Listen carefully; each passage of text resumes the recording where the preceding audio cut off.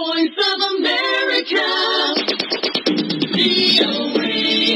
ይህ የአሜሪካ ድምጽ ራዲዮ ጣቢያ ነው።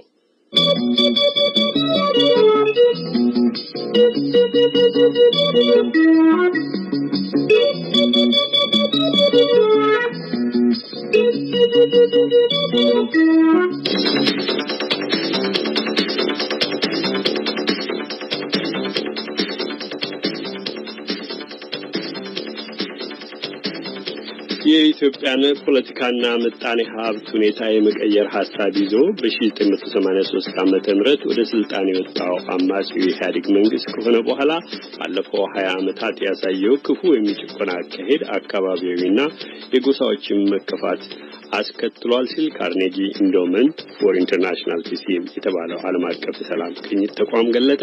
በዚህ ዙሪያ የተጠናቀረ ዘገባ በዕለቱ ርዕስ ይቀርባል። ሌሎችም በወቅታዊ ርዕሶች ላይ ያተኮሩ ዘገባዎችና ቅንብሮች ይኖሩናል። ከዛሬ አርብ ግንቦት 11 2009 ዓመተ ምህረት ምሽት ዝግጅታችን ጋር አብረናችሁ የምናመሸው ቆንጂት ታዬና አሉላ ከበደ ከአቀናባሪያችን ብርሃን ኃይሉና ከስርጭት መሐንዲሱ ኦድሬስ ሪገስ ጋር አብረናችሁ እናመሻለን። በቅድሚያ ግን የሰዓቱን የዓለም ዜና።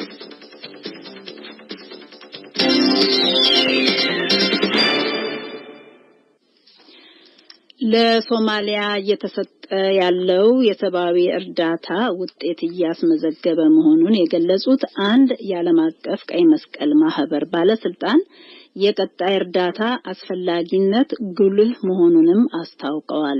ሶማሊያ ውስጥ የደረሰው ብርቱ ድርቅ የሀገሪቱን ግማሽ ያህል ወይም 6 ሚሊዮን የሚሆነውን ህዝቧን ለአጣዳፊ እርዳታ ማጋለጡም ታውቋል።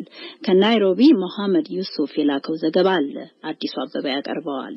በመላው ሶማሊያ የተከሰተውንና ወደ 1 ሚሊዮን ለሚጠጋ ህዝብ ስጋት የደቀነውን አስከፊ ድርቅ ለመቋቋም ዋና ቢሮው ጄኔቫ ውስጥ የሆነው ዓለም አቀፍ ቀይ መስቀል ኮሚቴ ከሶማሊያው ቀይ ጨረቃ ማህበር ጋር በመተባበር እየሰራ መሆኑ ታውቋል። ደቡባዊና ማዕከላዊ ሶማሊያን ተዘዋውረው ከተመለከቱ በኋላ ይህን ዛሬ ናይሮቢ ውስጥ ለጋዜጠኞች የተናገሩት የዓለም አቀፍ ቀይ መስቀል ኮሚቴ ዓለም አቀፍ አገልግሎት ዲሬክተር ዶሚኒክ ስቲልሃርት ናቸው። ችግሩ ባይዶዋ ውስጥ እንጂ ሌሎች አካባቢዎች እንዳለ ነው ይላሉ። Most of the people are coming from outside rather than from Baidoa itself. አብዛኛው ሰው የሚመጣው ከባይዶዋ ሳይሆን ከውጪ ነው። ይህ የሚያመለክተው ሁኔታው በዚህ አካባቢ የተባባሰ መሆኑን ነው። ችግሩ ደግሞ ምግብ በማቅረብና በገንዘብ ብቻ ለመግታት አዳጋች እንደሆነ ያስረዳል። እንደ አውሮፓ አቆጣጠር በ2011 ዓመተ ምህረት ረሃብ ለሩብ ሚሊዮን ህዝብ ህይወት መጥፋት ምክንያት ሆኗል።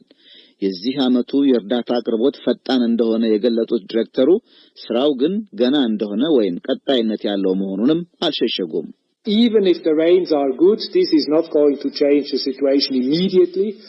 ጥሩ የዝናብ ወቅት ቢገኝም እንኳን ሁኔታውን በፍጥነት ሊለውጠው አይችልም። የሰዎችን ህይወት በዘላቂነት ለማቆየት የሚያስፈልግ ነገር ይኖራል።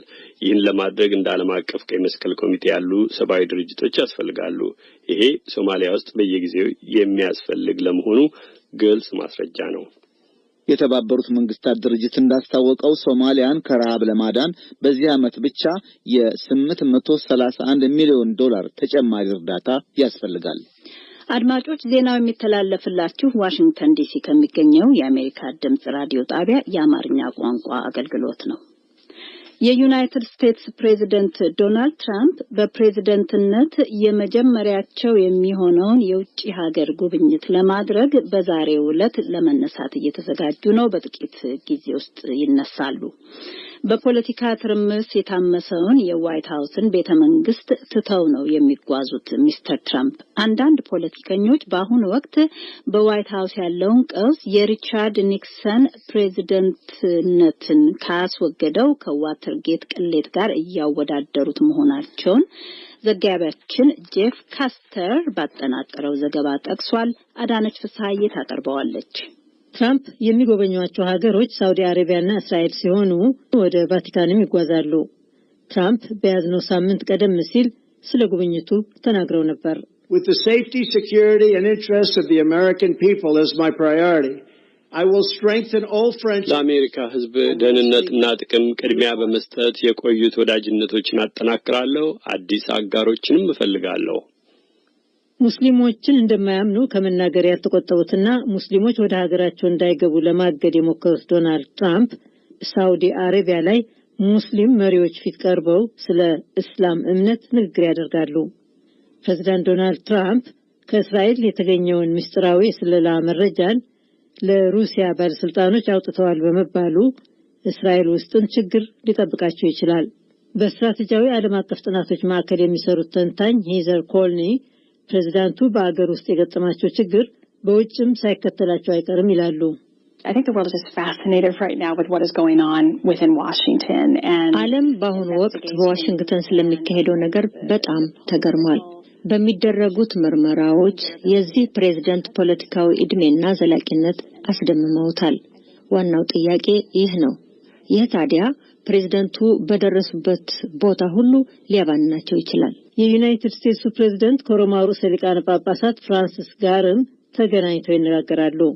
ከሳቸው ጋር ተገናኝተው ከመነጋገራቸው በፊት በሳቸው ላይ እንደማይፈርዱ የሃይማኖት መሪ ገልጸዋል። ብራስልስ ሄደው ደግሞ G7 የሚል መጠሪያ ከተሰጣቸው የበለጸጉ ሀገሮች መሪዎች ጉባኤ ላይ ተገኝተው ጉብኝታቸውን ያበቃሉ።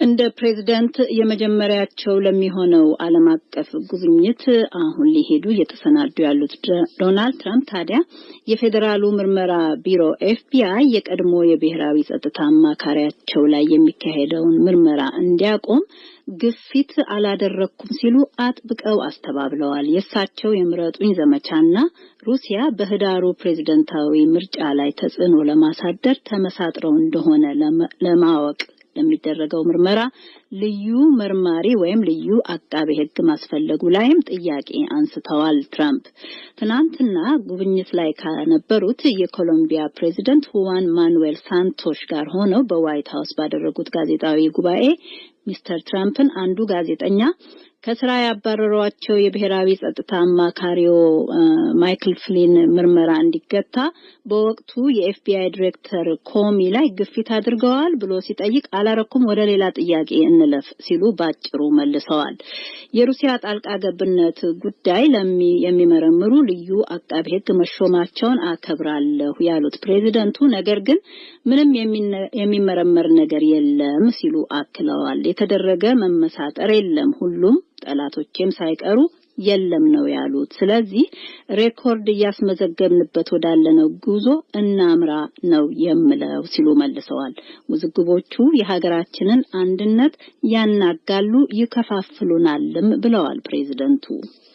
የሱዳኑ ፕሬዝዳንት ኦመር ሐሰን አልበሽር የሀገራቸውን የዩናይትድ ስቴትስ ግንኙነት እንዲናጋ ስለማይፈልጉ ሳውዲ ከተማ ሪያድ ከሚከፈተው ፕሬዝዳንት ዶናልድ ትራምፕ ከሚሳተፉበት የመሪዎች ጉባኤ ሊቀሩ ማሰባቸውን የሱዳን መንግስት ገለጠ። የሱዳን የማስታወቂያ ሚኒስትር አህመድ ቢላል ሲናገሩ አልበሽር በዓለም አቀፍ ወንጀል ፍርድ ቤት የተከሰሱ በመሆናቸው ከዩናይትድ ስቴትሱ ፕሬዝዳንት ጋር መገናኘት አዳጋች እንደሚያደርግ አገራችን ትገነዘባለች ብለዋል።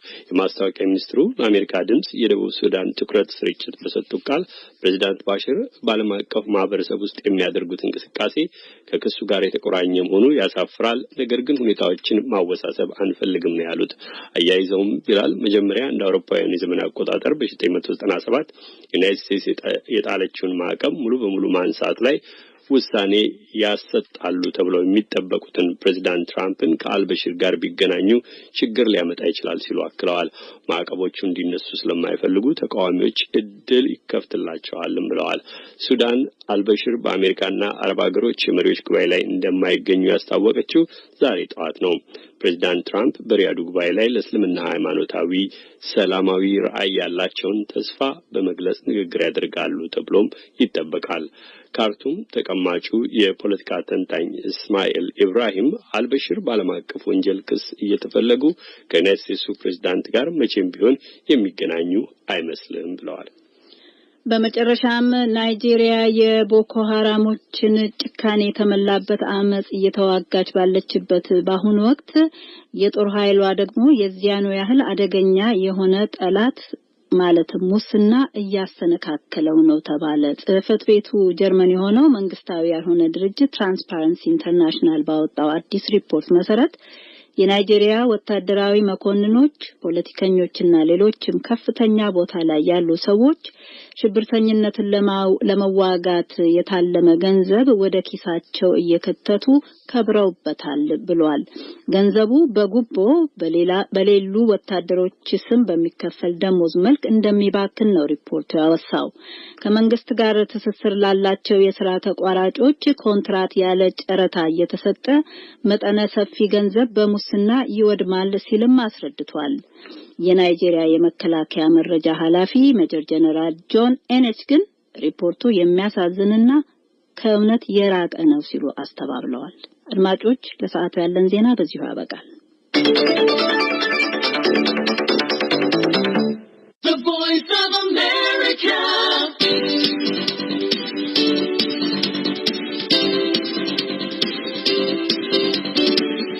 ክቡራትና ክቡራን አድማጮች የምትከታተሉት ከዋሽንግተን ዲሲ የአሜሪካ ድምጽ ራዲዮ ጣቢያ አማርኛው ቋንቋ አገልግሎት የሚተላለፈውን ስርጭት ነው። የምሽቱ አስተናጋጆቻችሁ አሉላ ከበደና ቆንጂት ታዬ ነን። በሰዓቱ የዓለም ዜና የጀመረው የአርብ ምሽት ፕሮግራማችን በ19 በ22 እና በ25 ሜትር ባንድ አጭር ሞገድና በናይል ሳት እስከ 4 ሰዓት ድረስ ይቀጥላል። ለትንታኔ የተመረጡ ዘገባዎችንና ልዩ ልዩ ቅንብሮችን ይዘናል። አሁን ወደ ዕለቱ አብይ ርዕስ እናልፋለን። አለዚያ ደግሞ አሉላ ወደምናልፍበት ምራን። መልካም ቆንጂት፣ የዕለቱ አብይ ርዕስ እየተሰናዳ ነው። እንደደረሰን እናቀርባለን። ግን እናስተዋወቅ፣ በመግቢያው ጠቆም አድርገናል። የኢትዮጵያን ፖለቲካና ምጣኔ ሀብት ሁኔታ የመቀየር ሐሳብ ይዞ በ1983 ዓ.ም ወደ ስልጣን የወጣው አማጺው ኢህአዴግ መንግስት ከሆነ በኋላ ባለፉት 20 ዓመታት ያሳየው ክፉ ወይም የጭቆና አካሄድ አካባቢያዊና የጎሳዎችን መከፋትን አስከትሏል ሲል ካርኔጊ ኢንዶመንት ፎር ኢንተርናሽናል ፒስ የተባለው ዓለም አቀፍ ኢስላም ቅኝት ተቋም ገልጧል። በኢትዮጵያና በአውሮፓ ህብረት መካከል ያለው ግንኙነት በተለያዩ ገጾች ጠንካራ መሆኑን የገለጸው አንድ የኢትዮጵያ መንግስት ቃል አቀባይ ግን የአሁኑን የአውሮፓ ፓርላማ ጥሪ የተለመደ ወንጀላና ከመንደርደሪያ የማያልፍ ነው ብለውታል። የዚህን ሙሉ ዘገባ ቆየት ብለን በዕለቱ አብይ ርዕስ እናቀርባለን። ተከታዩ ታዲያ የዕለቱ ዘገባ ወደ አዲስ አበባ የሚመልሰን ይሆናል። በገዢው ኢህአዴግና በሀገር አቀፍ ፓርቲዎች መካከል ሊካሄድ የታቀደው ድርድር ከአንድ ወር ባነሰ ጊዜ ውስጥ እንደሚጀመር አጀንዳ ለማደራጀት የተቋቋመው ኮሚቴ አስታወቀ። የኮሚቴው አባላት እንዳሉት በታዛቢነት የሚሳተፉ 12 ዓለም አቀፍና ሀገር አቀፍ ተቋማትም በፓርቲዎች ስምምነት ተመርጠዋል። ከዛሬው የፓርቲዎች ውይይት በኋላ የኮሚቴው አባላት የሰጡትን መግለጫ የተከታተለው እስክንድር ፍሬው የሚከተለውን ሪፖርት ይዟል። ዛሬ ለቀጣይ የቅድመ ድርድር ውይይት የተገናኙት ኢህአዴግና 16 ሀገር አቀፍ ተቃዋሚ ፓርቲዎች ሁለት ዋና ዋና ጉዳዮችን ነው በስምምነት ያጠናቀቁት። እያንዳንዱ ፓርቲ በድርድሩ ሊነሱ ይገባቸዋል ያላቸውን አጀንዳዎች የአጀንዳ አደራጅና የሚዲያና ኮሚኒኬሽን ኮሚቴ ለሚባለውና በራሳቸው በተደራዳሪዎቹ ለተቋቋመው አካል ያቀረበው ባለፉት 2 ሳምንታት ነው። ዛሬ ይህ ኮሚቴ እነዚህን አጀንዳዎች መልሶ ለተደራዳሪዎቹ ፓርቲዎች አቀርቧል። ፓርቲዎቹ በበኩላቸው አጀንዳዎቹ ተጨምቀው እንዲቀርቡላቸው መወሰናቸውን ኮሚቴው አስታውቋል። የኮሚቴው አባል የሆኑት የኢትዮጵያ ራዕይ ፓርቲ የህዝብ ግንኙነት ኃላፊ አቶ መላኩ መሰለ እንዳስረዱት ከአብዛኛዎቹ ፓርቲዎች የቀረቡት አጀንዳዎች ተመሳሳይ የሚባሉ ናቸው። 17 ፓርቲዎች ናቸው አጀንዳውን ያስገቡት። ከነዚህ መሀል አንድ ፓርቲ አንድ አጀንዳ ብቻ ያስገባም አለ። ከፍተኛ ቁጥር ደረጃ ስንሄድ ደግሞ 34 አጀንዳዎችን ያስገቡ ድርጅቶች አሉ። በአጠቃላይ ሰብሰብ አድርገን ስናያቸው ተመሳሳይ ሀሳብን ወይም አጀንዳን ያቀረቡን ብናይ ወደ 12 አጀንዳዎች ከ15 ፓርቲ ማክሲማም እና በዝቅተኛ 4 ፓርቲዎች በጋራ ያነሷቸው ነጥቦች ናቸው። እሱን ተቡላር አድርገነዋል፣ ለይተነዋል። ስለዚህ ወደ 12 የሚደርሱ አጀንዳዎች በትልቁ 15 ፓርቲዎች በጋራ ያነሷቸው፣ በጥቂቱ 4 ፓርቲዎች ብቻ ያነሷቸው። ከዚያ በተረፈ ያሉት ግን በፓርቲዎች በግል ደረጃ የተነሱ ናቸው። ዛሬ በስምምነት የተጠናቀቀው ሌላው ነጥብ የታዛቢዎች ጉዳይ መሆኑን የኮሚቴው ሰብሳቢ የሆኑት የኢትዮጵያ ዲሞክራቲክ ህብረት ምክትል ሊቀመንበር አቶ ገብሩ በርሄ አብራርተዋል። በዚህም መሰረት 17ቱ ተደራዳሪ ፓርቲዎች እያንዳንዳቸው ሁለት ታዛቢዎችን በግላቸው እንደሚጋብዙ 12 ሀገር አቀፍና ዓለም አቀፍ ተቋማት ደግሞ በጋራ እንዲጋበዙ በስምምነት መመረጣቸውን አስረድተዋል። የተቋማቱ ማንነት ይፋ የሚደረገውም ለተመረጡበት ዓላማ ፈቃደኛ መሆናቸው ከተረጋገጠ በኋላ መሆኑን ገልጸዋል። ለታዛቢነት ከተመረጡት ሀገር አቀፍና ዓለም አቀፍ ተቋማት 5ቱ ወይም 6ቱ ኤምባሲዎችና መንግስታዊ ያልሆኑ ድርጅቶች መሆናቸውን ግን ጠቁመዋል። ኦልሞስት 5 የሚሆኑ የውጭ ሀገር ዲፕሎማቶችና ሚያዶች ናቸው። 5-6 የሚሆኑ የተቀሩ የሀገር ውስጦች ናቸው። የሀገር ውስጥ ሲባል የሀገር ውስጥ የሰብአዊ መብት ድርጅቶች ናቸው፣ ሲቪክ ማህበራት ናቸው ናቸው። ሲቪክ ማህበራት የሃይማኖት ተቋማት ያካተተ ነው፣ ከሁሉም ነው። እናም ከእያንዳንዱ ፓርቲ የቀረቡትን አጀንዳዎች የመጭመቁና ታዛቢዎችን የማሳወቁ ጉዳይ በፍጥነት እንደሚጠናቀቅና ድርድሩም በጥቂት ሳምንታት ውስጥ እንደሚጀመር አቶ ገብሩ አብራርተዋል። አሁን እኛ ጨምቀን አጀንዳዎች ጨምቀን እናቀርባለን። በዚሁ ቤቱ ያጸድቀዋል። አጀንዳው ሲያጸድቀው ታዛቢዎች የግድ መኖር አለባቸው። እነዚህ ታዛቢዎች በዛን ጊዜ ናቸው የግድ ስራቸው መጀመር ያለባቸው። አጀንዳው ከጸደቀ በኋላ እንግዲህ ቅደም ተከተሎችም አሉ። የትኛው አጀንዳ መቅደም አለበት፣ የትኛው አጀንዳስ ወደ ኋላ መሄድ አለበት የሚለው ይሄ ሁሉ በአንድ ላይ ነው የሚታየው። ይሄ ከታየ በኋላ ቤቱ ይወስነዋል። በየሳምንት ነው የሚሆነው፣ በየ2 ቀን ነው የሚሆነው፣ በየ15 ቀን ነው የሚሆነው። እንግዲህ ውሳኔ የሚፈልግ ነው ይሄ። ዞሮ ግን ይሄ ከ10 እና 15 ቀን በላይ የማይፈጅ ጊዜ ነው ያለን አሁን እኛ ማለት ነው። ስለዚህ በቅርቡ ነው የሚጀምረው ድርድሩ። ስለዚህ ከአንድ ወር ባነሰ ጊዜ ውስጥ ወደ ዋናው ድርድር ይገባል የሚል እምነት ነው ያላችሁ? እንግዲህ ከ15 ቀን ነው የምንለው ነው። ግን አቶ እስክንድር እንዳልከው ከአንድ ወር ባነሰ ስንለው ሁሉም ኢንክሉድ ስለሚያደርገው በዛ መሄድ ይችላል። ፓርቲዎቹ ካቀረቧቸው አጀንዳዎች ውስጥ ውድቅ ሊደረጉ የሚችሉ ስለመኖራቸው ተጠይቀውም እስካሁን እንደዚህ አይነት መንፈስ አለመንጸባረቁን ጠቁመዋል። ለድርድር የማይበቁ የሚባል አጀንዳ የለም እስካሁን ድረስ። በዚህ በኩል እንደራደራለን፣ በዚህ በኩል አንደራደርም ብሎ እንግዲህ ገዢ መንግስት ያቀረበልን መስፈርት የለም።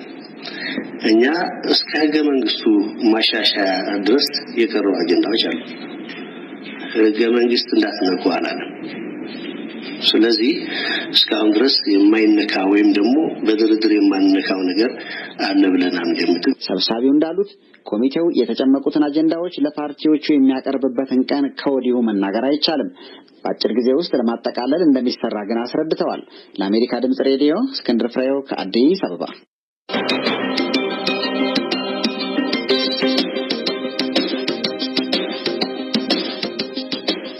ወደ ተከታዩ ዘገባ እናልፋለን። ኡጋንዳ ውስጥ ፖሊሶች በተጠርጣሪዎች ላይ የስቃይ ድርጊት ፈጽመዋል በመባሉ ከፍተኛ ችግር ውስጥ መግባታቸው ተገለጠ። ፕሬዝዳንቱና የሀገር ውስጥ ሚኒስትሩ ግን ጉዳዩ እልባት እንዲያገኝ በዚህ ሳምንት ውስጥ በይፋ መጠየቃቸው ነው የተገለጠው። ከካምፓላ ፋቲማ አቱማኒ ለአሜሪካ ድምጽ ያጠናቀረችውን ዘገባ አዲሱ አበበ ይዞ ቀርቧል። እንደ አውሮፓ አቆጣጠር ባለፈው መጋቢት 17 ቀን የኡጋንዳ ፖሊስ ረዳት ተቆጣጣሪ ካምፓላ ውስጥ ይገደላሉ። ፖሊሶች ደግሞ ከ5 ቀናት በኋላ 17 ተጠርጣሪዎችን በቁጥጥር ስር እንዳዋሉ አስታወቁ። ሰዎቹ ከወር በኋላ ፍርድ ቤት ቢቀርቡም ሂደቱ ለጋዜጠኞች ክፍት አልነበረም። ይሁንና ተጠርጣሪዎች ሰውነታቸው ላይ ሰቆቃና ወከባ እንደተፈጸመባቸው የሚያሳዩ ፎቶግራፎች ሾልከው ወጡ። ባለፈው 15 ቀን እንደ አውሮፓ አቆጣጠር ግንቦት 5 ቀን ለሁለተኛ ጊዜ ፍርድ ቤት ሲቀርቡ ተገርፈናል፣ ተደብድበናል ብለው ያመለክታሉ። እጅና እግራችን ታስሮ እንዳለ ተደብድበናል በማለት የቆሰሉ የሰውነት ክፍሎቻቸውንም አሳይተዋል። ሁኔታው በብሔራዊ ቴሌቪዥን ተላለፈና ህዝባዊ ቁጣ ቀሰቀሰ። የኡጋንዳ ፖሊስ ቃል አቀባይ አሳን ካሲንጌ እንደተናገሩት 2 ፖሊሶች ታስረዋል። The techniques of investigations torture is not cited anywhere. So if you step out of procedure በምርመራው ወቅት ሰቆቃ እንደተፈጸመ የታየበት አንድም ስፍራ የለም። ስለዚህ ሰቆቃ ተፈጸመ የምትሉት ከስነ ስርዓት ወጣችሁ ከሆነ ትጠየቃላችሁ። የምትጠየቁት ደግሞ ለምን እንዲያ እንዳደረጋችሁ ብቻ ሳይሆን ትዕዛዝ ተቀብላችሁ ከሆነ ከማን እንደታዘዛችሁም ጭምር ነው። እነዚያ 17 ተጠርጣሪዎች ሐሙስ ለሶስተኛ ጊዜ ፍርድ ቤት ሲቀርቡ ጤንነታቸው ተሻሽሎ መታየቱን ቪኦኤ ገልጧል። እርግጥ አንዳንዶቹ የማንከስና ሰውነታቸው ላይም መጠነኛ ቁስል መታየቱ አልቀረም። ፕሬዝዳንት ዮዌሪ ሙሴቪኒ በዚህ ሳምንት መጀመሪያ ላይ ለደህንነት ቢሮ ኃላፊዎቹ አንድ ደብዳቤ ልከዋል። ሰቆቃ አላስፈላጊና ስህተት ነው፣ ወደ እውነትም አያመራም ነው ያሉት ፕሬዝዳንቱ ለሴኩሪቲው ኃላፊ በጻፉት ደብዳቤ። ሰቆቃ ሊቆም እንደሚገባውም ነው ፕሬዝዳንቱ ያሰመሩበት። የሀገር ውስጥ ጉዳዮች ሚኒስትሩ ደግሞ መገናኛ ብዙሃን ይፋ ያደረጉትን የፖሊሶች ሰቆቃና ድብደባ በተመለከተ ይቅርታ ጠይቀዋል። ሕግ ተጥሷል፣ ምርመራም እየተካሄደበት ነው ያሉት ሚኒስትሩ በይቅርታ ጥያቄያቸው ወቅት። የዘላቂ ለውጥ አስፈላጊነትን ለመግለጽ ቃላት በቂ አይሆንም ያሉት ደግሞ የኡጋንዳ የሕግና ማህበረሰብ ፕሬዝዳንት ፍራንሲስ ጊማሪያ ናቸው። የሕግ ማህበረሰቡ ጉዳዩን ከአቃቤ ሕጉ ጋራ ይዞታል ብለዋል።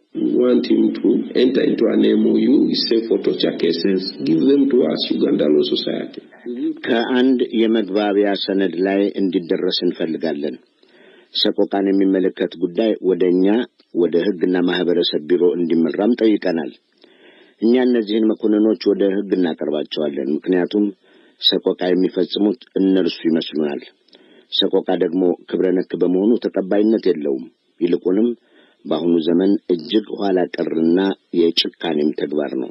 የፖሊሱ ቃል አቀባይ ካሲንጌ በበኩላቸው ተጠርጣሪዎች በተያዙበት ወቅት ያሉበትን ሁናቴ ለመለየት የሚያስችል አዲስ ዘዴ ተግባራዊ በማድረግ ላይ እንደነበሩ ገልጠዋል። Before you sign detention order form, ascertain the condition under which ተጠርጣሪው እንዲታሰር የተወሰነበትን ዋራንት ከመፈረም በፊት በምን አይነት የጤንነት ሁኔታ ወደ እስር ቤት እንደመጣ ማረጋገጥ ያስፈልጋል። ያ ተጠርጣሪ ያለበት የጤንነት ሁኔታ በውል ካልታወቀ ማሰሩ አስፈላጊ አይሆንም። ከዚህም ሌላ በትክክል እንደተያዘም ማረጋገጥ ያስፈልጋል። አንድ ተጠርጣሪ እንዲናዘዝና እውነቱን እንዲያወጣ በሚል ማሰቃየት ወይም መግረፍ ክልክል እንደሆነ የጸረ ሰቆቃ ሕግ 2012 በግልጽ ይደነግጋል። ያን ሕግ መጣስ ደግሞ በ15 ዓመት ጽኑ እስራት ያስቀጣል።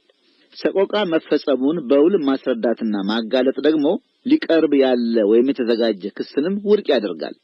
በቅርብ ዓመታት ኡጋንዳ ውስጥ ቢያንስ 2 ክሶች ውድቅ ሆነዋል። ተከላካይ ጠበቆች ደንበኞቻቸው እስር ቤት ሳሉ ሰቆቃ እንደተፈጸመባቸውና እንደተደበደቡ በተጨባጭ በማስረዳታቸው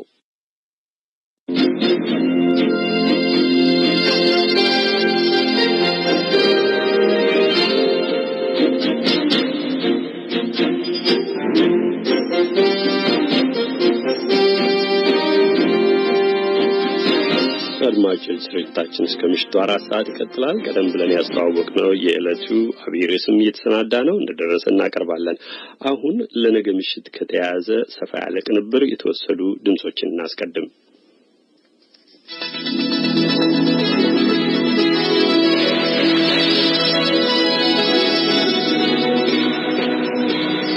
የኢትዮጵያ የቀድሞ የውጭ ጉዳይና የጤና ጥበቃ ሚኒስትር ዶክተር ቴዎድሮስ አድሃኖም የዓለም የጤና ድርጅትን ለመምራት ከታጩ 3 ተወዳዳሪዎች አንዱ ናቸው። የዓለሙ ድርጅት አባል ሀገሮችም በሚቀጥለው ሳምንት ድምጽ እንደሚሰጡበት ይጠበቃል።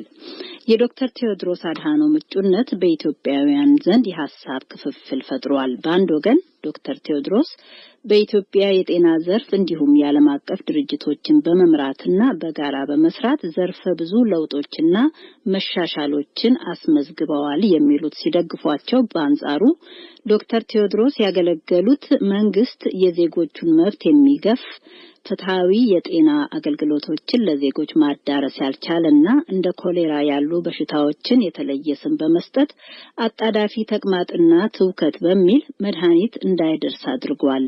በዓለም የጤና ጉዳዮች አሉታዊ የመሸፋፈን ስራ ተፈጽሟል በሚል አጥብቀው በመቃወም ላይ ናቸው። ታላቅ አውሮፓ አቀፍ ሰልፍ በስዊዘርላንድ ጄኔቫ። የዓለም የጤና ድርጅት አባላት በጄኔቫ በሚቀጥለው ሳምንት ድምጽ ለመስጠት ሲሰባሰቡ ኢትዮጵያውያን በሁለት ጎን ቆመው የተቃውሞና የድጋፍ ሰልፎችን ያደርጋሉ። ቴዎድሮስ አድሃኖም ለዓለም የጤና ድርጅት ስራ አስኪያጅነት ለመጨረሻው ምርጫ ቀርቧል። ጤናን ለፖለቲካ መሳሪያነት በመጠቀም በኦሮሚያና በኦጋዴን ለእጩነት የቀረቡት የቀድሞ የውጭ ጉዳይና የጤና ጥበቃ ሚኒስትር ዶክተር ቴዎድሮስ አድሃኖም ኢትዮጵያና አፍሪካን ወክለው ዶክተር ሰኒያ ንሽታ ከፓኪስታን፣ ዶክተር ዴቪድ ናባሮ ከብሪታንያ ናቸው። ዶክተር ቴድሮስ አድሃኖም የዓለም የጤና ድርጅትን ለመምራት የሚያስችል ብቃት የላቸውም፣ በፍትሃዊና እኩል ተጠቃሚነት መብት አያምኑም ሲሉ በሚቀጥለው ሳምንት በአውሮፓ ሰልፍ ከጠሩት በቅድሚያ እንስማ። አቶ ያሬድ ኃይለማርያም ስብስብ ለሰብአዊ መብቶች በኢትዮጵያ የተባለ ድርጅትን ይመራሉ። ኢትዮጵያ ውስጥ እጅግ ከፍተኛ የሆነ የሰብአዊ መብት ጥሰቶች ላለፉት 10 ዓመታቶች ሲፈጸሙ እኚህ ሰው አንድም ጊዜ እነዚህ የሰብአዊ መብት ጥሰቶች እንዲቆሙ ወይም ሲያወግዙ ወይም ሲቃወሙ ሳይሆን እንደውም ተበዳዮችን ጭምር በአደባባይ ወጥተው ሲዘልፉ ሲያቋሽሹ የተሰሙ ሰው ናቸውና ከ10 ሺህ በላይ የሚገመቱ ሰዎች ባለፉት 25 ዓመታት በኢትዮጵያ ውስጥ በግፍ ተገድለዋል። ቁጥራቸው በ10 ሺህ የሚገመቱ ሰዎች በየማጎሪያ ቤቱ ታስረው ሕክምና ተከልክለው ለተለያየ ወረርሽኝ በሽታዎች ሁሉ እንዲጋለጡ ተደርጎ ሲሰቃዩ ይህ ሰው ድምጻቸውን ያሰሙ ሰው አይደሉም። እንደ ኦጋዴን አይነት ክልልን ብንወስድ ለረጅም ጊዜ ክልሉ ውስጥ ባለው ችግር ዓለም አቀፍ የጤና እርዳታ የሚሰጡ የሰብአዊ መብት ድጋፍ የሚያደርጉ ድርጅቶች እንኳን ወደ ክልሉ እንዳይሄዱ ጭምር መንግስት ሲያግድ እኚህ ሰው ድምጻቸውን ያሰሙ አይደሉም። ከሚያግደው አካል በኩል ሆነው ስራ ሲሰሩ የነበሩ ነው። ዶክተር ገመችስ ማሞ ለ54 ዓመታት የዘለቀው የኢትዮጵያ የሕክምና ማህበር ፕሬዝዳንት ናቸው። ዶክተር ቴድሮስ አድሃኖም ብቁና ኃላፊነታቸውን በብቃት የሚወጡ መሪ ናቸው ይላሉ። ወባ በኢትዮጵያ ውስጥ ገዳይ በሽታ ከሚባሉት የሚቆጠር ነበረ። በወባ ምክንያት ሞት አይ ቲንክ ከ60 ወር ከ70% በላይ ቀንሷል ነው። በኤችአይቪ ምክንያት ሞትም እንደዚሁ ድራስቲክሊ ነው የቀነሰው። የእናቶችና ህጻናት ሞት ኢትዮጵያ የሚሊኒየም ዴቨሎፕመንት ጎልን ካሳካችባቸው ምክንያቱም ከጊዜው ቀድማ ያሳካችው አንዱ እንትን ይሄ ነው። የእናቶችና የህጻናት ሞት ቁጥርን መቀነስ ነው። የኢትዮጵያ የውጭ ጉዳይ ሚኒስትር ቃል አቀባይ አቶ መለስ ዓለም የዶክተር ቴድሮስ ብቃት አርአያነት ያለውና ለውጥ ያመጣ ነው ይላሉ። ይሄ በሁለት ምክንያት፣ አንደኛ ሌሎች ኢትዮጵያውያን የዶክተርን ጥረት የሚቃወሙ ኢትዮጵያውያን ሳይቀር በዓለም አቀፍ ተቋማት ላይ ኃላፊነት ቦታ እንዲኖራቸው እና እንዲወዳደሩ ያነቃቃል። ኢንስፓይሬሽናል ኢፌክት አለው፣ የማነቃቃት ጥቅም አለው። ሄኖክ አበበ ቢቂላ ነዋሚ ብራቱን ባይኖሩ እኮ አሁን ያለው ሁሉ አትሌት ላይኖረን ይችል ይሆናል። ማን ያውቃል? እነሱ የፈጠሩት መነቃቃት በጣም ቀላል የሚባል አይደለም። በመጪው ሳምንት በጂኒቫ የድጋፍና የተቃውሞ ሰልፎች ተጠርተዋል። ተቃውሞውን የሚያስተባብረው ግብረ ኃይልን በአውሮፓ ወክለው አቶ ዘላለም ተሰማ የሚከተለውን አስተያየት ይሰጣሉ። እኛ እንደ ኢትዮጵያውያን ወይም እንደ አፍሪካውያን አፍሪካ ከፍተኛ የሆነውን የጤና ችግር ጫና የተሸከመች ክፍለ ዓለም እንደመሆኗ መጠን አፍሪካን የሚወክል ካንዲዴት በዓለም ጤና ድርጅትን ቢመራ ያንን የአፍሪካን ችግር ማስተጋባት ቢችል ለኛ ክብርና ሞገስ ነው የሚሆነው እንጂ እኛ በወትሮም እንደው አባዜ ይዞን የምንቃወመው ጉዳይ አይደለም የሚሆነው።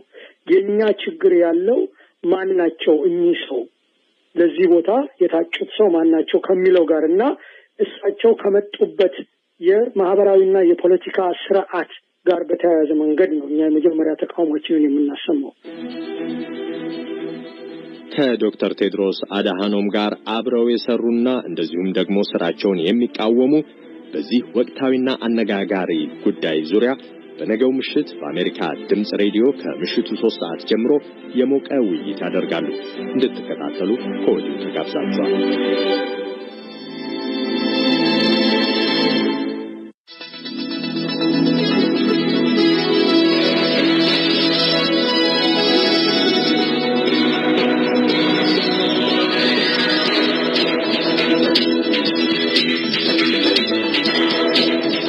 በነገው ምሽት ሙሉ ዘገባው ይቀርባል። አድማጮች ተከታተሉ። አሁን ቀደም ብለን ወደ አስተዋወቅ ነው ወደ ዕለቱ አብይ ርዕስ እንውሰዳችሁ።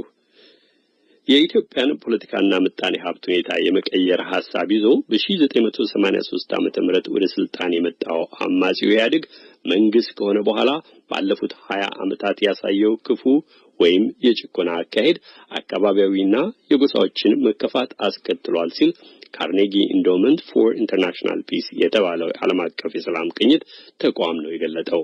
ተቋሙ ይህን ያሳወቀው ዛሬ ይፋ ባደረገው ሰፊ ሪፖርቱ ላይ ነው። በሌላ በኩል ደግሞ የኢትዮጵያ መንግስት እስር ላይ የሚገኙትን የኦሮሞ ፌዴራሊስት ኮንግረስ ሊቀመንበሩን የዶክተር መረራ ጉዲናን የዋስትና መብት እንዲያስከብርና ክሶቹም ሁሉ እንዲሰረዙ በኦሮሞ ማህበረሰብና ሌሎችም ላይ ተፈጽመዋል ባላቸው በመቶዎች የሚቆጠሩ ሰዎች ግድያዎች ጉዳይ በግልጽና በነጻ አካል እንዲመረመር የአውሮፓ ፓርላማ ለኢትዮጵያ መንግስት ጥሪ አስተላልፏል። በኢትዮጵያና በአውሮፓ ህብረት መካከል ያለው ግንኙነት በተለያዩ ገጾች ጠንካራ መሆኑን የገለጹ አንድ የኢትዮጵያ መንግስት ቃል አቀባይ የአሁኑን የአውሮፓ ፓርላማ ጥሪ የተለመደ ወንጀላና ከመንደርደሪያ የማያልፍ ነው ብለውታል። ሰለሞን አባተ ዝርዝሩን ይዟል። በ2001 ዓመተ ምህረት የወጡት ሁለት አዋጆች የበጎ አድራጎት ድርጅቶችና ማህበራት አዋጅና ጸረ ሽብር አዋጅ እንዲሁም ጎስቋላ የነበረውን የኢትዮጵያ የሰብአዊ መብቶች ይዞታ ይበልጥ አበላሽቶታል ብሏል ካርኔጊ ኢንዳውመንት ፎር ኢንተርናሽናል ፒስ ወይም ካርኔጊ የዓለም አቀፍ ሰላም ተቋም። መንግስቱ ይላል በሳሲካ ብሬሸን ማሸር የተጻፈውና አፈናና ማሳደድን አስመልክቶ በሩሲያ በግብጽና በኢትዮጵያ እየተከናወነ ነው የሚለውን በሲቪል ህብረተሰብ ላይ የሚካሄድ ጥቃት የሚዳስሰው ሪፖርት መንግስቱ ማሳደዱን ወይም ማዋከቡን ወደ ልማትና ሰብአዊ ቡድኖች አዛምቷል። ዘዴዎቹም የበጎ አድራጎት ድርጅቶቹና ማህበራቱ የገንዘብ ድጋፍ የሚያገኙባቸውን ሁኔታዎች መገደብና ቀጥተኛ የሆነ መንግስታዊ ማዋከብ እንደሆኑ የካርኔጊው ሪፖርት አመልክቷል።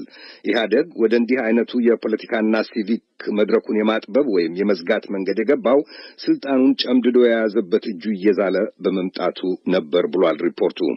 ኢትዮጵያ ውስጥ የሲቪክ መድረኩን መዝጋት ከሚከናወንባቸው አካሄዶች መካከል የካርኔጊ ሪፖርት እንደዘረዘረው ከፖለቲካ ጋር ሰፊ ግንኙነት ባላቸው ጉዳዮች ላይ የሚንቀሳቀሱ የሲቪል ማህበረሰብ ድርጅቶች የውጭ እገዛ እንዳያገኙ የሚያደርግ ጥብቅ ክልከላ፣ በጸረ ሽብርና ጸረ አክራሪነት ስም በዜጎች እንቅስቃሴዎች ላይ ሁከት የበዛበት አፈና ማካሄድ፣ በልማትና ሰብአዊ አድራጎቶች ላይ የሚሳተፉ ወገኖችን ጨምሮ ሁሉም ነፃና የሲቪል ማህበረሰብ ቡድኖች በመንግስቱ ብሔራዊ የልማት ፖሊሲ መሰረት እንዲንቀሳቀሱ ለማድረግ መጣር እንደሚገኝባቸው ዘርዝሯል።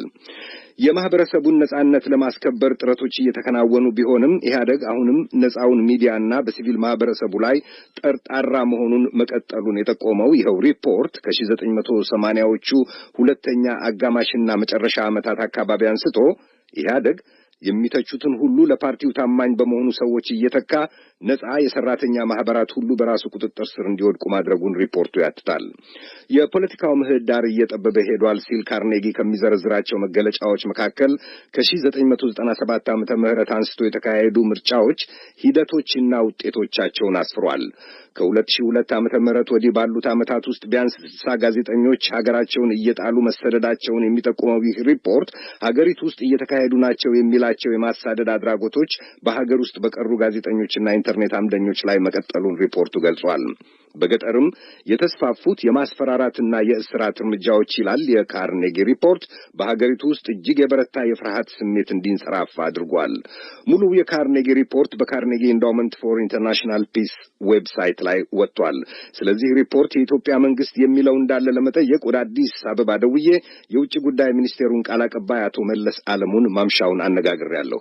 ሪፖርቱ እንግዲህ ዛሬ እንደወጣ እኔም ሰምቻለሁ፣ ግን ባላየሁትና ባላነበብኩት ሪፖርት ላይ አስተያየት መስጠት ከሙያም ከስነ ምግባርም አንጻር ትክክል አይደለም። ወደፊት አይተን ካንተ ጋር መናገር እንችላለን። አመሰግናለሁኝ። ይህ ሪፖርት ዛሬ በዚህ ዘገባ ውስጥ ያላካተትናቸው እጅግ ስፋት ያላቸውን አበይት የሚባሉ ጉዳዮችን አካቷል። እኛም ቀሪ ክፍሎችን የተንታኞችን ሐሳቦችና የኢትዮጵያን መንግስትም ምላሽ ይዘን ወደፊት በጉዳዩ ላይ በስፋት እንመለሳለን። ይህ በእንዲህ እንዳለ ግን የአውሮፓ ፓርላማ ትናንት ባካሄደው ስብሰባው የኢትዮጵያ መንግስት ጥቅምት 29 2009 ዓመተ ምህረት ከፓርላማው አባላትና ባለስልጣናት ጋር ተነጋግረው ሲመለሱ ይዞ ያሰራቸውን ዶክተር መረራ መረራ ጉዲናን በዋስ እንዲለቅና የተመሰረቱባቸውም ክሶች ሁሉ ውድቅ እንዲደረጉ ጠይቋል።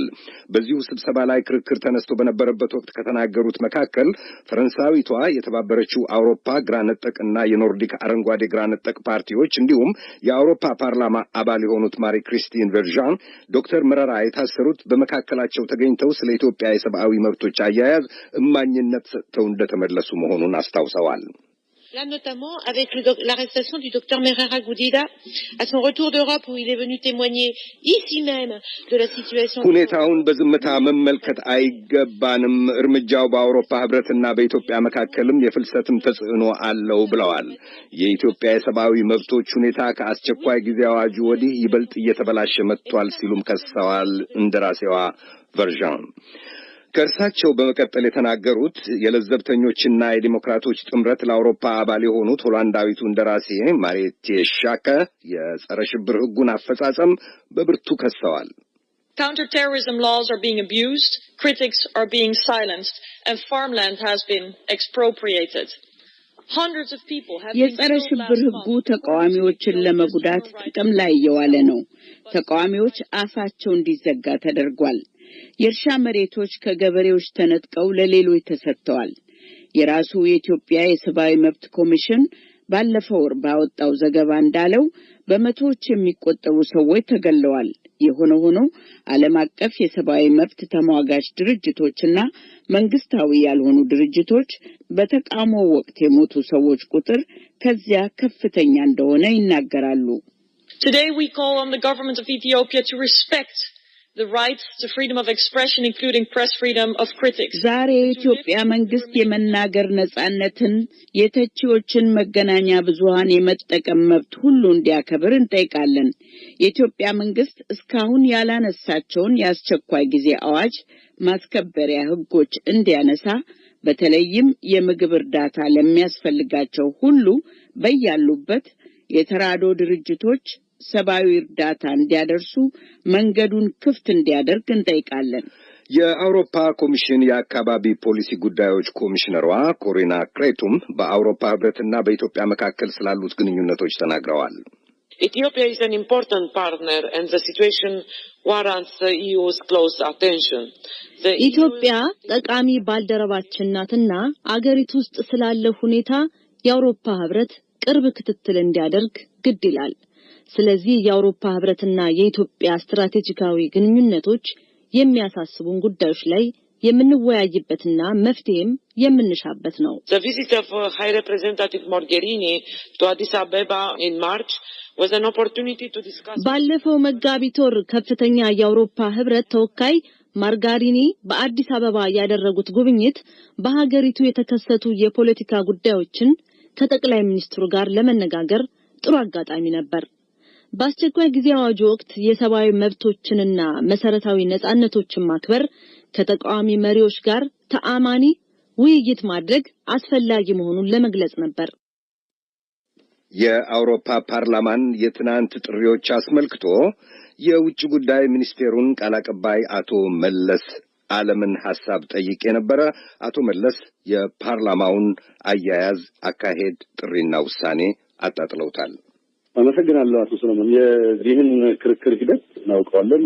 ብረስልስ የሚገኘው የፌዴሪ ኤምባሲም ጉዳዩን በቅርብ ሲከታተል ነበር። ከዛ በተረፈ ግን ቀደም ሲል ያነሳኸው ጉዳይ በሕግ የታየ ከመሆኑ አንጻር አስተያየት ለመስጠት አልፈልግም። ከዶክተር መረራ ጋር የተያዘውን ማለት ነው።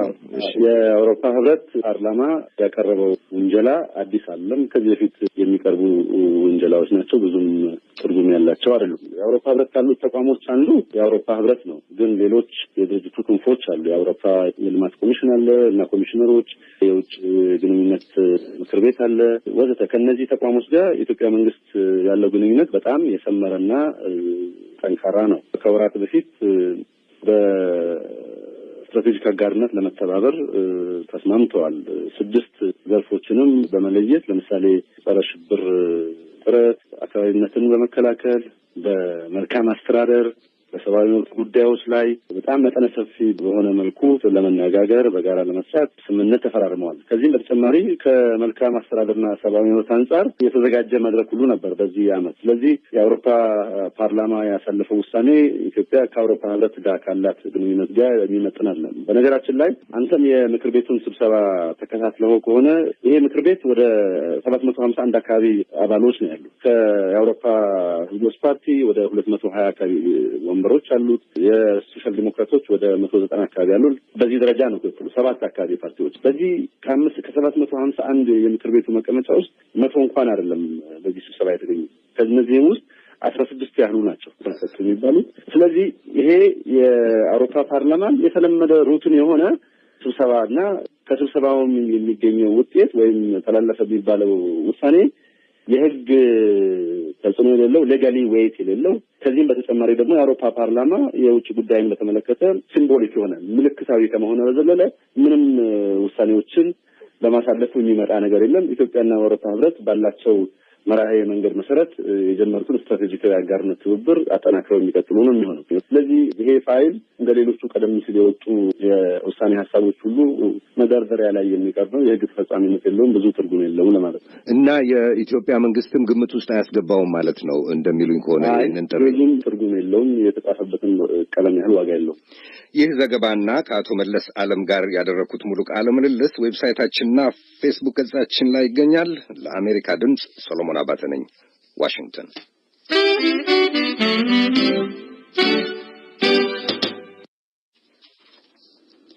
አድማጮች ዝግጅታችን ይቀጥላል። አሁን በማስከተል የምናቀርበው አፍሪካ በጋዜጦች አዘጋጅና አቅራቢ አዳነች ፍስሐዬ።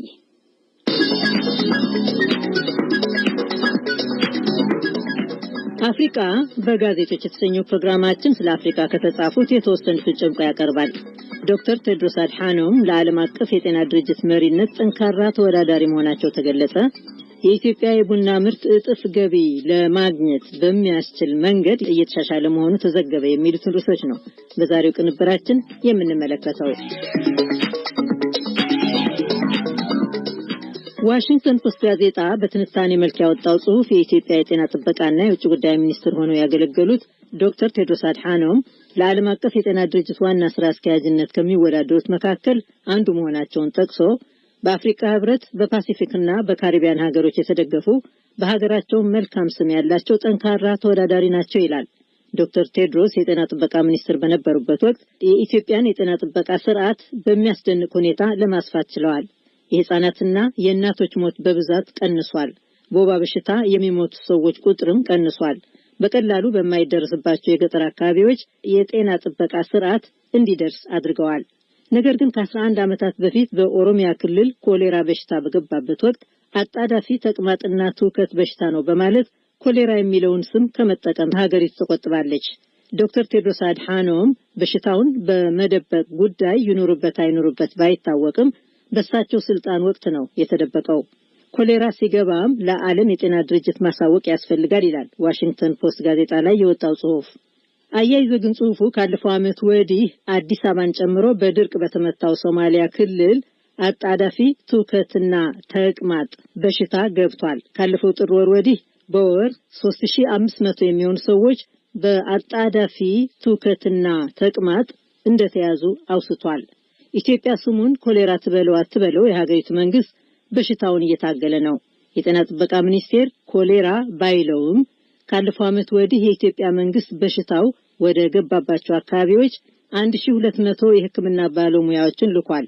68 ዶክተሮችና 500 ነርሶች ይገኙባቸዋል።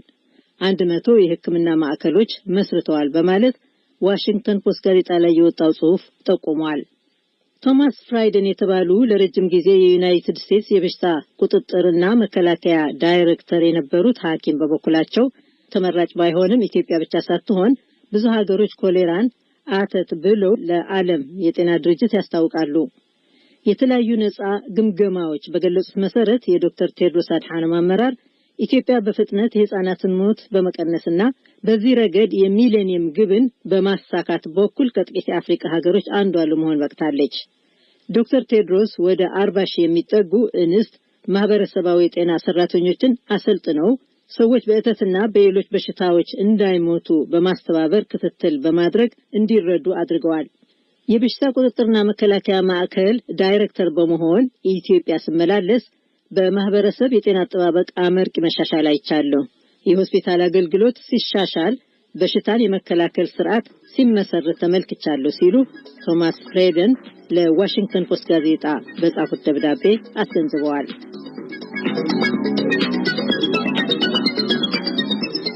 የፋይናንሻል ታይምስ ጋዜጣ ድረገጽ የኢትዮጵያ መንግስት ልዩ ጥራት ያላቸው የቡና አይነቶች ለገበያ የሚያቀርብበትን ዘዴ ለመለወጥ ማቀዱን ጠቅሷል።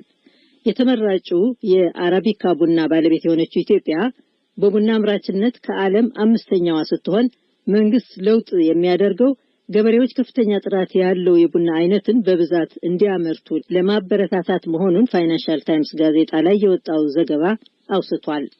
ጠበብት እንደሚሉት የሚደረገው ለውጥ በተለይም የቡና ፍሬዎቹ ዝርያን ለይቶ በማወቅ ጥራታቸው ከፍ ያለ አይነቶችን በብዛት እንዲመረቱ የሚያደርግ በመሆኑ በዓለም ደረጃ በጥራታቸው የሚፈለጉ የቡና አይነቶች ገበያን ሊለውጥ ይችላል።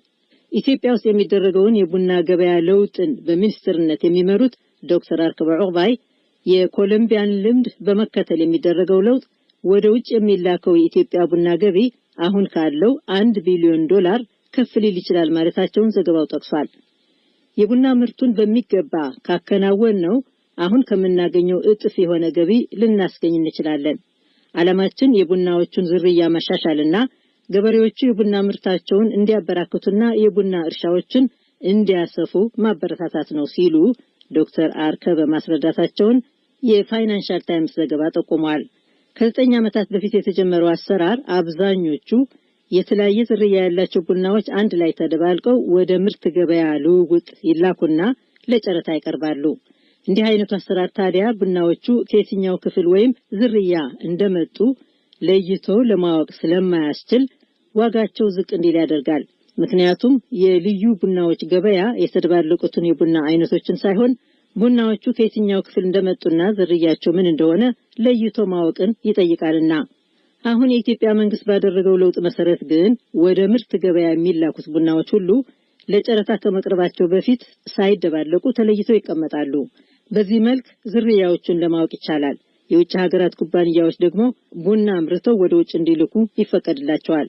ቢሮክራሲን ለመቀነስ ሲባልም መንግስት ቡናን በሚመለከት የሚያደርገው ስራ ሁሉ በአንድ መስሪያ ቤት ይንቀሳቀሳል ሲል ፋይናንሻል ታይምስ ጋዜጣ ላይ የወጣ ዘገባ ጠቅሷል። ትራቦካ የተባለ መሰረቱ ኔዘርላንድስ የሆነው ልዩ ዕውቅና ያገኘ ጥሬ ቡና አቅራቢ ዋና ስራ አስፈጻሚ ሜኖ ሳይመንስ ምርጥ የሆኑት የኢትዮጵያ ቡናዎችን ዝርያ ለይተን ለማወቅ ስለሚያስችለን የተደረገው ለውጥ ትልቅ ውጤት ያስገኛል ብለዋል። የኢትዮጵያ ቡና ብዝሃነት ልዩ ነው። በዓለም ደረጃ የኢትዮጵያን አይነት ቡና ያላት ሀገር የለችም። በጥራት ደረጃ ደግሞ የኢትዮጵያ ቡና ከዓለም አንደኛ ሲሆን የኬንያና የኮሎምቢያ ሁለተኛ ናቸው ሲሉ ሜኖ ሳይመንስ ማስረዳታቸውን ፋይናንሻል ታይምስ ጋዜጣ ድረገጽ ላይ የወጣው ጽሑፍ ጠቅሷል። የኬንያ ቡና አምራቾች፣ አዘጋጆችና ወደ ውጭ ላኪዎች የቡናዎቹን አይነት ዝርያ ለይተው ስለሚያውቁት ዝርያቸው ተለይቶ ካልታወቀው የኢትዮጵያ ቡና ከእጥፍ በላይ በሆነ ዋጋ እንደሚሸጡ ዘገባው አውስቷል። ኢትዮጵያ ባለፈው ዓመት 400,000 ቶኖች የሚሆን የቡና ምርት እንዳመረተች ከዛም 50 ከመቶ ወደ ውጭ እንደተላከ ዓለም አቀፍ የቡና ድርጅት ገልጿል። ዶክተር አርከበ ዑቅባይ ግን ኢትዮጵያ ያመረተችው የቡና መጠን ከተጠቀሰው ብዛት በ50 ከመቶ ከፍ ያለ ሊሆን ይችላል። በደካማ ቢሮክራሲና በጥቁር ገበያ ወይም በድብቅ በሚደረገው ግብይት ምክንያት የምርቱ መጠን በሚገባ ላይ ታወቅ እንደሚችል ማስገንዘባቸውን በቡና ምርት አያያዝ ያለውን ድክመት ማጥፋት እንፈልጋለን ማለታቸውን ፋይናንሻል ታይምስ ጋዜጣ ድረገጽ ላይ የወጣው ጽሑፍ ጠቅሷል። አድማጮች፣ የዛሬው አፍሪካ በጋዜጦች ዝግጅታችን እዚህ ላይ ያበቃ። ሳምንት በሌሎች ርዕሶች እስክንገናኝ በደህና ቆዩን።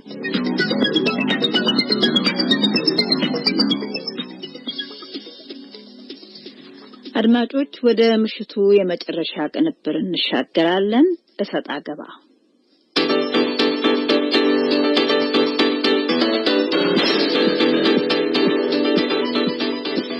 የሰጣ ገባው አዘጋጅ አቶ አሉላ ከበደ።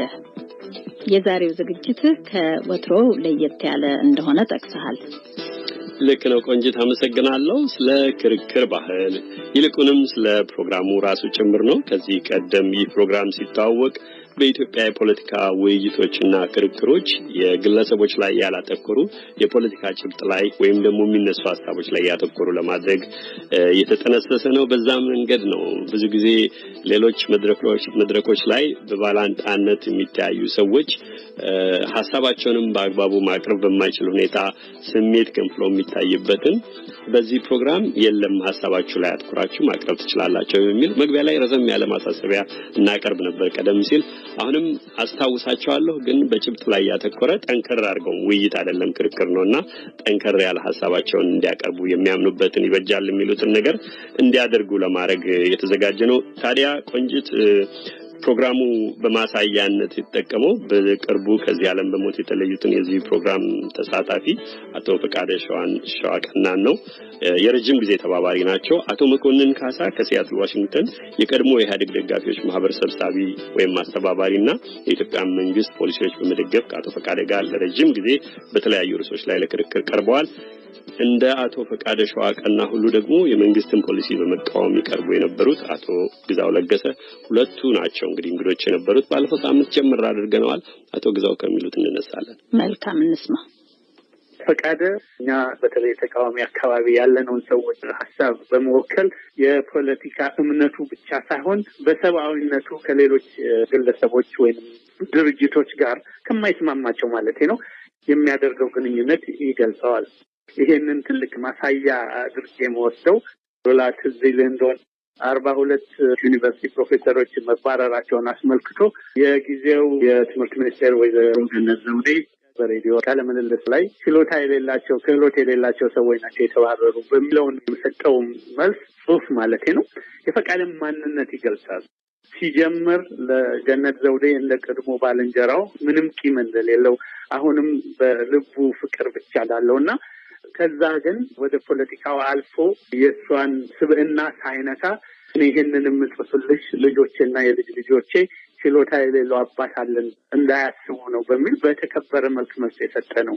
ዋናው ነጥብ በፖለቲካ ተቀናቃኝ ለሆነችው የድሮ ጓደኝነት ሳይክል ልዩነቱንም በጥሞና የገለጸበት ነበርና ፈቃደ በዚህ አንጻር ትልቅ እጦት ነው ብዬ ነው ማምነው። እስኪ ማሳያ ወደሚሆኑ አቶ ፈቃደ በዚህ ፕሮግራም ላይ በተደጋጋሚ በቀረቡባቸው ጊዜያት አንገብጋቢ አነጋጋሪ ርዕሶች ላይ ከሰጧቸው አስተያየቶች አንዳንዱን እናሰማና ጥያቄ አነሳለሁ።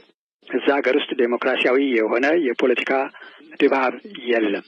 በሰላም መንገድ ችግርን መፍታት ሁላችንም የምንመርጠው ነገር ነው። እኔ እዛ ሀገር ውስጥ ለፖለቲካ ትግል አንድ ሰው እንዲሞት አልፈልግም። በግጭት መንገድ ችግሩን ለመፍታት ተማረው ወደዛ እየሄዱ ያሉ ኃይሎች የፖለቲካ ሁኔታው የፈጠረው ይመስለኛል እና በሰላማዊ መንገድ ችግሩን እንፍታ ማለት በጣም ጥሩ ነገር ነው።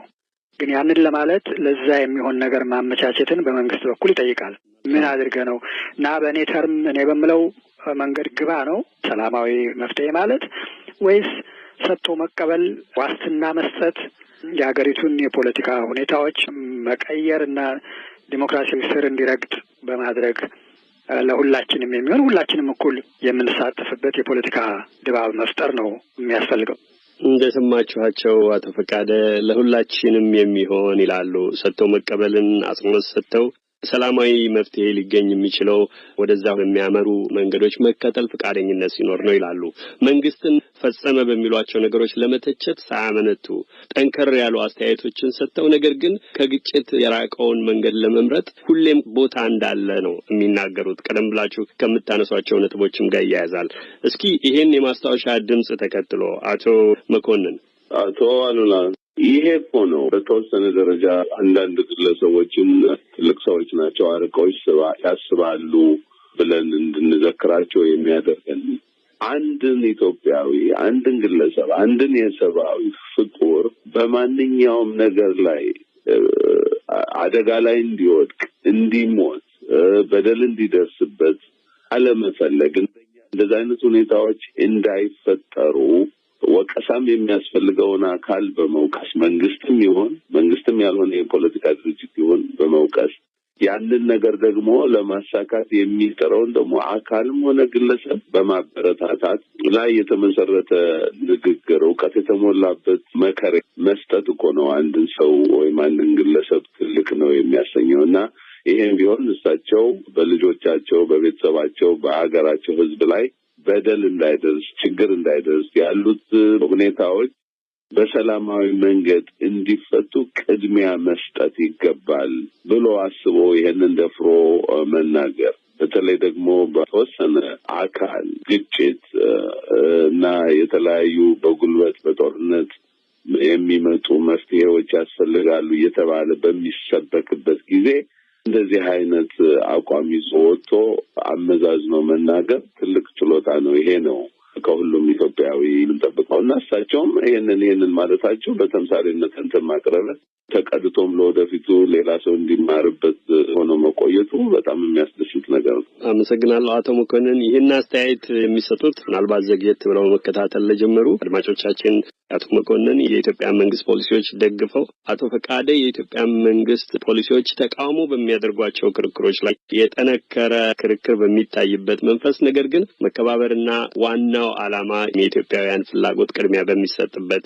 ክርክር ላይ የተሳተፉበትን ነው። ምናልባት ይሄን ሐሳብ ሲሰጡ በተለመደው መንገድ እርሶም ተመሳሳይ ሐሳብ ሁሌ ከሳቸው ጋር የሚጋሩ ተደርጎ ሊወሰድ ይቀላልና ያን ለማስታወስ ያህል ነው። አቶ ግዛው በተቃራኒ ጎራ የተሰለፉ ብቻ ሳይሆን በተቃዋሚዎች ዘንድ እንኳን የተለያየ ሐሳብ በሚነሳበት አቅጣጫዎች ላይ እርሶና የእርሶ ፖለቲካ ተጋሪ ሆነው ሰው ጋራ የሚቃረን ሐሳብ የሚነሳበት የጦፈ ክርክር የሚደረግበት ቦታ በዛ ውስጥ የማለፍ ዕድል እንደነበራችሁ ከግምት በማስገባት ጭምር ነው ይህን ጥያቄ የማነሳለሁ።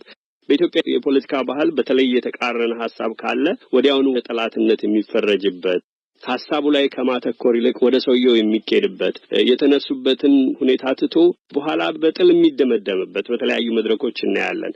እናንተ በዚህ መድረክ ላይ ከማትስማሙት ሰው ጋር መከራከር ልማዱ ስላላችሁ ከዛ ጎራ ላስወጣችሁ እችላለሁ። የተቃረናችሁበት በሐሳብ ያልተስማማችሁበት ጊዜ ይኖር ይሆን? አዎ፣ በጣም ጥሩ ጥያቄ ነው ያነሳው። አንድ ሁለት ምሳሌዎችን ልንገርህ።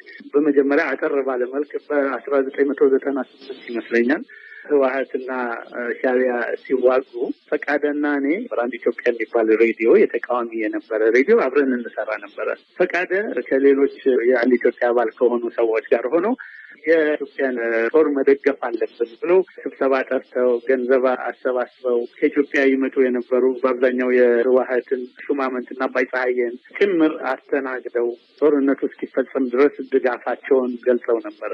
ሌሎቻችን ደግሞ ያንን አቋም በመተቸት ህዝባዊ ወያኔ ሓርነት ትግራይ ያኔ እስር ቤት የነበሩትን ሰዎች ካልፈታ ለዲሞክራቲክ አስተዳደር ካልከፈተ በሚል የሀሳብ ልዩነት ነበረን። ያው እንደምታውቀው ጦርነቱ አለቀ። ግን የኔ የሌሎቹም በሁለቱም ሳይድ ያለ ነው ጓደኝነታችን አላለቀም ነበረ።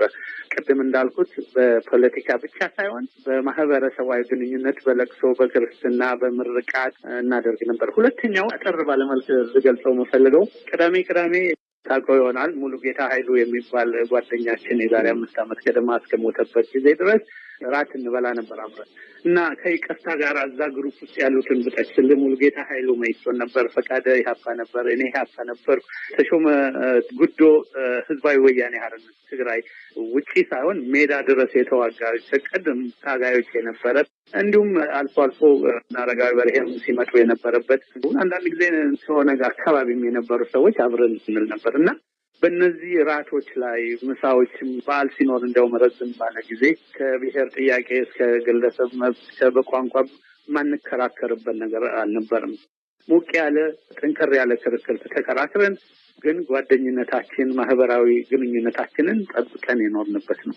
ምናልባት ፈቃደ እውነቱን ለመናገር ከእኔም ይሁን ከአንዳንዶቻችን የበለጠ እንደ ሙሉጌታ የነበረው ችሎታ በጣም ሚስ ይደረጋል ብዬ የማስበው ሁሉን ሰዎች የማዳመጥ ሁሉን አይዲያዎች እድል ሰጥተን እናዳምጥ፣ በእነሱ ቦታ ሆነን እንረዳቸው የሚል ትህትናው፣ ትዕግስቱ፣ ወንድምነቱ በጣም ጎልቶ ይታይ ነበረ። መልካም እንግዲህ በምሳሌነት አነሳን።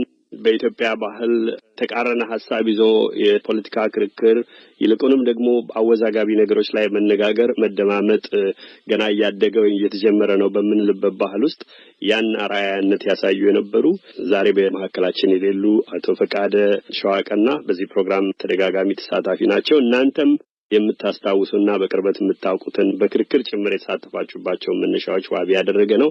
በዚህ በተከታዩ በሳቸው ድምጽ ፕሮግራማችንን እንዘጋለን። ግጭት የጦርነት መንገድ እስካለ ድረስ ወደ ባሰ ድህነት ውስጥ ነው የምንገባው። ለዚህም አሁን ላለውም ድህነታችን ምንጩ ሀገራችን ላይ የነበረው የዚህ የግጭት አዙሪት ነው እና ግጭትን ማስወገድ እና ሰላማዊ የፖለቲካ ኤንቫይሮንመንት ድባብ መፍጠር በሀገሪቱ ላይ በጣም አስፈላጊ ነገር ነው። ሲሪየስ የሆነ ፖሊሲ ማውጣት ለሰላም የሚሆን እና እኔ ባልኩ መንገድ ግባና ነው ሰላም በዚህ ሀገር ውስጥ የሚኖረው የሚል ነገር አይደለም። በጣም የቁጥጥር በሽታ ያለበት አይነት መንግስት ሁሉን ነገር ከላይ እስከታች ካልተቆጣጠርኩ ሞቼ እገኛለሁ የሚል አይነት የመንግስት ስርዓት ባለበት ሁኔታ፣ ግልጽነት በሌለበት ሁኔታ፣ ሀሳብን በነጻ መግለጽ እንደ ወንጀል በሚቆጠርበት ሁኔታ የሀገሪቱን ችግሮች ከግጭት በመለሰ ሰላማዊ መንገድ ለመፍታት ብዙ ችግሮች ይኖራሉ። የምኞት ነገር አይደለም። ሲሪየስ የሆነ ቆራጥ የሆነ ምርጫ መምረጥ እና መወሰንን ይጠይቃል ሰላማዊ መፍትሄ። የመጨረሻ ድምጻቸውን ነው ያሰማነው። አቶ ፈቃደ ሰላምን እንደሰበኩ ግራና ቀኝ ያሉ ሐሳቦች ወደ ተሻለ አዎንታዊ ስፍራ የሚደርሱበትን በመሰላቸው በሚያምኑበት መንገድ ሲገልጹ የነበረበትን የሰማነው። አቶ መኮንን ካሳ፣ አቶ ግዛው ለገሰ በድጋሚ እንግዶቼ ሁለታችሁም ለጊዜያቸው አመሰግናለሁ። እግዚአብሔር ይስጥልኝ። እግዚአብሔር ይስጥልን። እግዚአብሔር ይስጥልን። ነፍሲማ አድማጮች ሰዓታችንን ማበቃ። ያስተናገድናቸው አሉላ ከበደና ቆንጂት ታየነን። በእኛ በኩል በሰላም ደሩ። ነገ እንገናኛለን። የትግርኛ ቋንቋ ስርጭት ይቀጥላል። መልካም ምሽት።